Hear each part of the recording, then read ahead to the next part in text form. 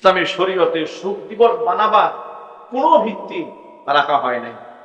আফসোস এবং পরিতাপের সাথে আমাদেরকে বলতে হচ্ছে, শিয়ার সাথে মিল করে বাংলাদেশে একদল মুসলমানেরা বিগত 16 বছর 15 আগস্টে মুসলমানদের উপর জোর জাতীয় শোক দিবস বানিয়ে চাপিয়ে দিয়েছে। কথা ঠিক নেবে ঠিক জোরে বলে। কালো ব্যাস তারা ধারণ করেছে, বাংলাদেশের অফিস আদালত সব বন্ধ করে দিয়েছে। স্বজন হারা বেদনার কথা বলে বলে মায়া কান্না অভিনয় করে গোটা জাতির সাথে ধোঁকা এবং প্রতারণা করা হয়েছে। ঠিক কিনা যদি বলে? যে ভদ্র মহিলাটি স্বজন হারা বেদনার কথা বলে কান্না করতেন, তিনি যে কত স্বজন হারিয়েছেন আর কত মানুষের স্বজনকে গুম করেছেন, খুন করেছেন, সরাসরি চাইনিজ পিস্তল দিয়ে মানুষকে খুন করার সরাসরি নির্দেশ প্রদান করতেন। উনি মানুষের জন্য কান্না করতেন, আত্মীয় কত মায়া তার। প্রায় সময় তৎকালীন যুগে শুনতাম মাদার অফ হিউম্যানিটি, তিনি নাকি মানবতার মা। এরপরে শুনতাম মাদার অফ ডেমোক্রেসি, গণতন্ত্রের মা। কত কিছু শুনতাম, এখন দেখি মাদার অফ ডাইনি। কথা ঠিক নেবে ঠিক যদি বলে। কিন্তু আদালত প্রমাণ করে দিয়েছে, এটা আমার দাবি নয়, এটা প্রমাণিত সত্য।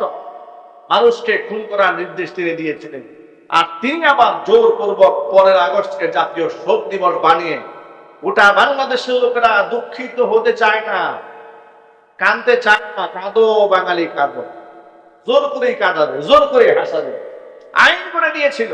কথা ঠিক না ঠিক যদি বলে। অথচ জাতীয় শোক দিবস বানাবার কোন ভিত্তি ইসলামে নাই। টোটাল হারাম হারাম হারাম। দুঃখজনক বাস্তবতা, তৎকালীন যুগে আলেমরা মুখ ফুটে এ কথাটা ওপেন বলতেও সাহস পায় নাই। কেন? যে আলেম এ কথা বলবে তাকে জঙ্গি বানায় দেবে। কথা বলে না কেন? আমি অনেক প্রোগ্রামে বলেছি, এখনো পর্যন্ত ইউটিউবে আমার এই বক্তব্য রেকর্ড আছে। শোক দিবস জায়েজ নাই। মানুষ যদি মারা যায় তো আপনি কয়দিন শোক পালন?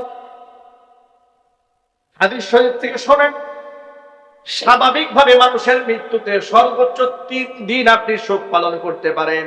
মা মারা গেল, বাবা মারা গেল, ভাই মারা গেছে, আত্মীয় স্বজন মারা গেছে, স্ত্রী মারা গেছে, আপনি শোক পালন করবেন সর্বোচ্চ 3 দিন। কয় দিন? আরো যদি বলুন। 3 দিনের পরে কোনো শোক নাই। স্বামী মারা গেছে, স্ত্রী 4 মাস 10 দিন তিনি শোক পালন করবেন। 4 মাস 10 দিন স্ত্রী স্বামীর জন্য শোক পালন করবে। আর সেই শোক কিভাবে পালন করতে হয়? সেই শোক হচ্ছে স্বাভাবিক শ্বাস গ্রহণ করবেন, নরমাল জীবনযাপন করবেন, স্বাভাবিক খাবার খাবেন। কিন্তু এর অর্থ এই না যে ওনাকে সাদা কাপড় পরে থাকতে হবে, কাফনের কাপড় গায়ে থাকতে হবে, এরপরে নিরামিষ খাইতে হবে, উনি মাছ খাইতে পারবে না, ঘুষ খাইতে পারবে। বিষয়টি এরকম নয়। বিষয়টা হচ্ছে শোক পালন মানে হচ্ছে উনি স্বাভাবিক জীবনযাপন করবেন, সাজসজ্জা করবেন না, রঙ্গলীলা করবেন না, আনন্দ উদযাপন করবেন না। অকারণে নিজের বাড়ির বাহিরে তিনি যাবেন না 4 মাস 10 দিন আনন্দ ফুর্তি করতে। কক্সবাজার ভ্রমণে যাবেন না তিনি, আনন্দ ভ্রমণে যাবেন না তিনি 4 মাস 10 দিন। নারীর জন্য শুধু একমাত্র স্ত্রীর জন্য তার স্বামীর জন্য একজন স্ত্রী মাত্র 4 মাস 10 দিন ইদ্যত পালন করবে এবং সাথে সাথে শোক পালন করবে। আর স্ত্রী মারা গেলে স্বামী পালন করবে মাত্র 3 দিন। কয় দিন? প্রশ্ন হলো, শোক পালন করবে 4 মাস আর স্বামী করবে মাত্র 3 দিন। এটা শুনলে মহিলারা কষ্ট পায়। কে কষ্ট পায়? মহিলারা কষ্ট পায়। হুজুর, এটা কোনো কথা হইল যে আমরা মারা গেলে, স্বামীরা মারা গেলে আমরা 4 মাস কষ্ট পাবো, আর আমরা মারা গেলে আমাদের স্বামীরা মাত্র 3 দিনের পরে বিয়ে শাদী করে ফেলবে নাকি? ঘটনা কি এরকম? মূল বক্তব্য হচ্ছে, দেখুন, একজন পুরুষের উপর সামাজিক দায়িত্ব, পারিবারিক দায়িত্ব, রাজনৈতিক দায়িত্ব, অফিস আদালতের দায়িত্ব, কত কিছু থাকে। তিনি যদি 4 মাস শোক পালন করতে থাকেন তাহলে 14 গোষ্ঠী আবার সব জাহান্নামের দিকে রওনা হয়ে যায়। কথা বলতে হবে, ঠিক কিনা বলেন? পুরুষ এত লম্বা সময় তিনি শোক পালন করবেন। পক্ষান্তরে নারী, তার সাথে সামাজিক দায়বদ্ধতা থাকে না, 1 নাম্বার। 2 নাম্বার হচ্ছে ইদ্যত পালন তার জন্য অবধারিত হয়ে যায়, কারণ তিনি যে পুরুষের ঘর সংসার করেছেন তার গর্ভে তার সন্তান থাকার সম্ভাবনা থেকেও যেতে পারে। এই জন্য ইসলামী শরীয়তে তার ইদ্যত পালনকে ফরজ করে দিয়েছেন, এটা অবশ্যই তাকে পালন করতে হবে। এর আগে তিনি বিবাহ স্বাভাবিক সাজসজ্জাও করতে পারবেন না।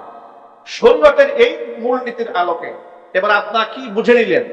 স্বামী মারা গেলে পালন করবে কোনদিন 4 মাস 10 দিন। স্ত্রী মারা গেলে কিংবা অন্য যে কেউ মারা গেলে, পুরুষটা কিংবা স্বাভাবিকভাবে মানুষ কতদিন সুখ পালন করবে? মাত্র 3 দিন। এরপরে শরীয়তে সুখ পালনের কোনো ভিত্তি নাই। শাইখ ইবনে বাজ রাহিমাহুল্লাহ, বিন বাজ রাহিমাহুল্লাহ তিনি একই ফতোয়া দিয়েছেন। ইবনে তাইমিয়া রাহিমাহুল্লাহ একই, দারুল দেওবন্দ থেকে একই ফতোয়া দেওয়া হয়েছে। পৃথিবীর সমস্ত ফুকাহারা এই ব্যাপারে একমত, অবশ্যই 3 দিনের উপরে কোনো প্রকার পালনের বিধান নাই। অথচ গোটা জাতির উপরে 15 আগস্ট জাতীয় শোক দিবস, আর সে তো 15 আগস্ট একদিন ছিল প্রাথমিক পর্যায়ে, পরবর্তীতে পুরো শোকের মাস বানাই ফেলছেন। কথা ঠিক না? ঠিক জুড়ে বলে। প্রথম ছিল একদিন, এরপরে 3 দিন, পরে পুরো 10 মাস টাইমসের মাস, শোকের মাস। কিন্তু সময়ের ব্যবধানে এই অধ্যত্তকারী, এই অহংকারী দাম্ভিকদের পতন আল্লাহ তাআলা ঘটিয়ে দেখিয়ে দিয়েছেন ওই আগস্ট এখন শোকের মাস নয়, এটা বাংলাদেশের মানুষের জন্য আনন্দের মাস হয়েছে। কথা ঠিক না? ঠিক। 5 আগস্টে বাংলাদেশ দ্বিতীয়বারের মতো স্বাধীন হয়েছে। আলহামদুলিল্লাহ বলেন, চিল্লায় বলতে হবে আলহামদুলিল্লাহ। এবার মূল কথায় ফিরে আসি। শোক দিবসের নামে কোন দিবস পালন করা মুসলমানদের জন্য জায়েজ নেই, হারাম। মানুষ যদি মারা যায়, মানুষের মৃত্যুর পরে আপনি স্বাভাবিক দোয়া করেন, কোনো অসুবিধা নাই। সারা বছর দোয়া করেন, প্রতি 5 ওয়াক্ত নামাজে দোয়া করেন, তাহাজ্জুদে দোয়া করেন, কোনো বাধা নাই। কিন্তু দিন তারিখ উল্লেখ করে 5 আগস্ট অমুক তমুক দিবসকে বানায় দিলেন, এরপরে সেই দিবসকে কেন্দ্র করে হঠাৎ করে দোয়ার আয়োজন করলেন, ইসলামী শরীয়তের কোনো ভিত্তি নাই, সব বিদআত হবে। আর বিদআতের ব্যাপারে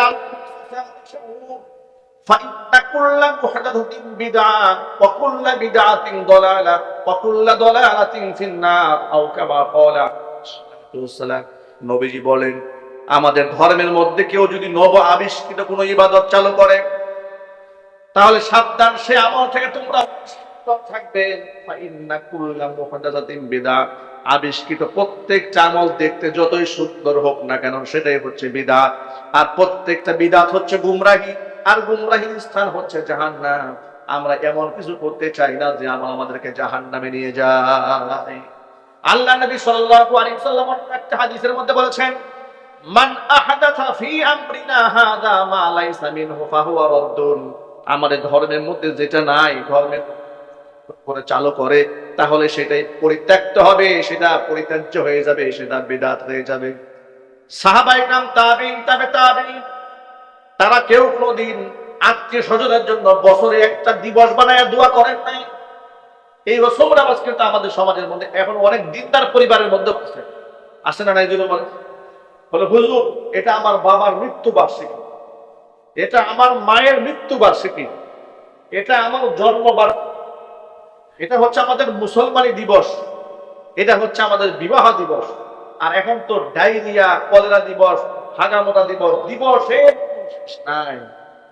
একটা হচ্ছে রাষ্ট্রীয় এমন বিষয়, যে বিষয়কে মানুষকে সচেতন করার জন্য কোনো দিবস বানানো হয়েছে, কিন্তু সেটা ধর্মীয় কালচার হিসেবে গ্রহণ করা হয় এবং শরীয়তের কোনো বিধানের সাথে কন্ট্রাডিকশনও নয়, তাহলে সেই বিষয়কে দিবস বানানোতে শরীয়তে অসুবিধা নাই।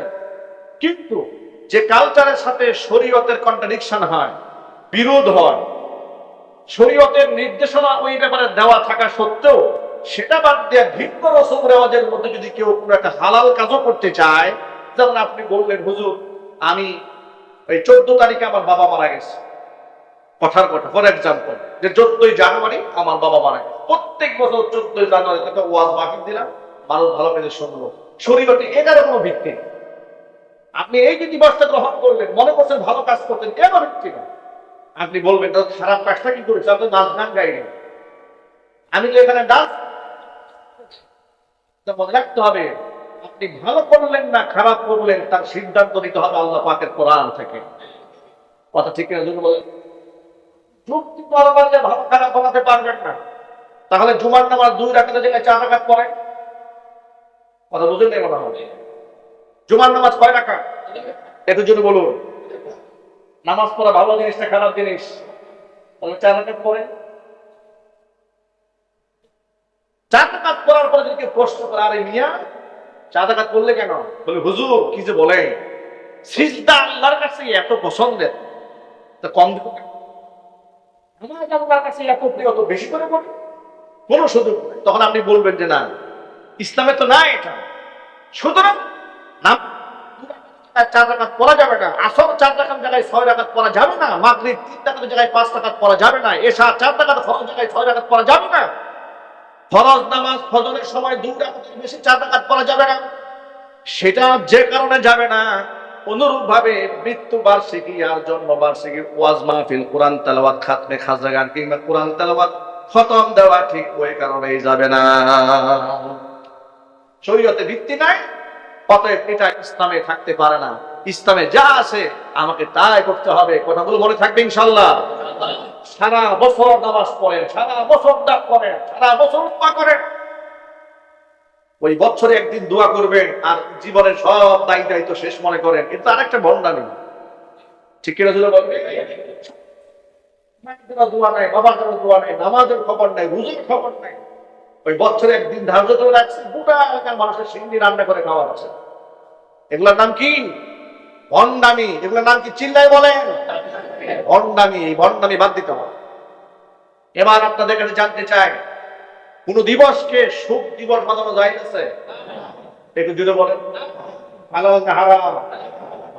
যদি কারো মৃত্যুতে সেই দিবসকে শোক দিবস বানানো যায় হতো, এই শ্রেষ্ঠ মানব, শ্রেষ্ঠ নবী ইমামুল মুরসালিন রাহমাতুল লিল আলামিন খাতামুল আম্বিয়া নবিয়ুনা মুহাম্মদ রাসূলুল্লাহ সাল্লাল্লাহু আলাইহি ওয়াসাল্লাম 12 রবিউল আউয়াল সোমবার দিন দুনিয়া থেকে চলে গেছেন। এই দিবসটায় গোটা জাতির জন্য সবচেয়ে বড় শোকের দিবস থাকতো। কথা ঠিক না? আল্লাহর নবী দুনিয়া থেকে চলে গেছেন, এর চাইতে বড় কষ্ট এই উম্মার জন্য আর আছে? ছিল না? ছিল না।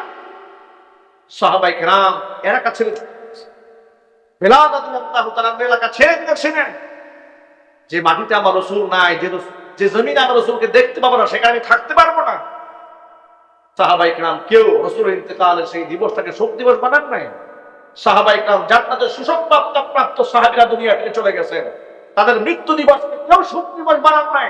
আর কোথাকার কোন বেনামাজি, কোথাকার কোন ফাসিক, কোথাকার কোন ফাজ্জর, কোথাকার কোন পাপিষ্ঠ মূল্য আর গোটা জাতি শোক দিবস পালন, এর চেয়ে বড় মিথ্যাবাচার ভণ্ডামি আর কিচ্ছু হতে পারে না।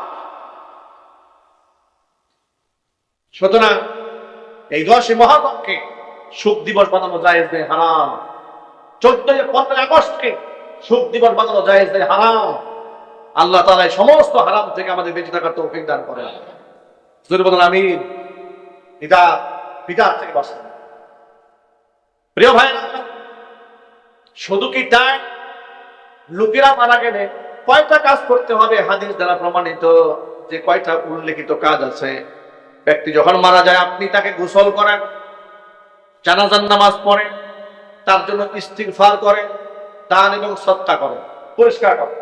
মানুষ মারা গেলে আপনি তাকে গোসল করাবেন, জানাজার নামাজ পড়বেন, কবরে মাদফুন করবেন, তার জন্য ইস্তিগফার করবেন, তার জন্য দান এবং সদকা করবেন সারা বছর।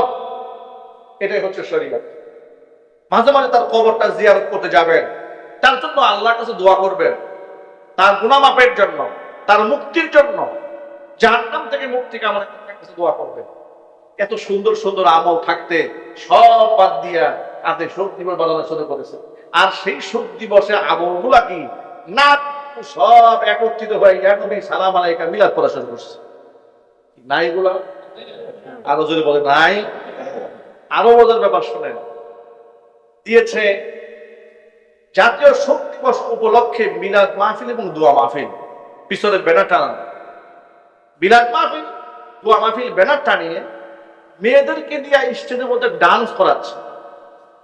এমন অসংখ্য ভিডিও অনলাইনে আছে যা জাহিলি যুগে হয়েছে। জাহিলি যুগ বুঝতে পেরেছেন? আওয়ামী জাহিলিয়াতের আমলে। কথা ঠিক না ব্যাটি বলে? আওয়ামী জাহিলিয়াতের আমলে এগুলা কন্টিনিউ হয়েছে, আর এগুলা অনলাইন সোশ্যাল মিডিয়াতে ঘুরে বেড়াচ্ছে। যদি কোনো আলেম ইশারা ইঙ্গিতে প্রতিবাদ জানিয়েছে, তাকে আমার মতো জেল খাটতে হয়েছে। কথা ঠিক না ব্যাটি বলে? আওয়ামী জাহিলিয়াতের আমলে আমাদের কুকর্মের বিরুদ্ধে বোটবাজার কেন্দ্রীয় মসজিদের মিম্বার থেকে কথা বলা হয় নাই? ওদের কুকর্মে শরীয়ত বিরোধী কাজের প্রতিবাদ জানানো হয় নাই?